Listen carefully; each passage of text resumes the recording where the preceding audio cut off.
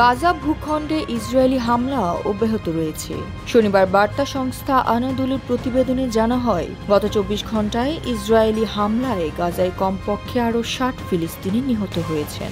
আহত হয়েছেন অন্তত ২৮৪ জন। ফিলিস্তিনের স্বাস্থ্য মন্ত্রণালয়ের বরাতে বলা হয়, ২০২৩ সালের অক্টোবর থেকে শুরু হওয়া এই সহিংসতায় এখনো পর্যন্ত মোট নিহতের সংখ্যা প্রায় ৫৪,৪০০ জনে পৌঁছেছে। আহত হয়েছেন ১,২৪,০০০-এরও বেশি মানুষ। স্বাস্থ্য মন্ত্রণালয় জানায়, অনেক মানুষ এখনও ধ্বংসস্তূপের নিচে এবং রাস্তায় আটকে রয়েছেন। নিরাপত্তাহীনতার কারণে উদ্ধারকারীরা বহু স্থানে পৌঁছাতে পারছেন না। উল্লেখ্য, চলতি বছরের জানুয়ারিতে স্বল্প সময়ের জন্য যুদ্ধবিরতি ও বন্দি বিনিময়ের চুক্তি হলেও ১৮ মার্চ তা ভেঙে ফেলে ইসরায়েল। এরপরই হামলার তীব্রতা বৃদ্ধি পায়।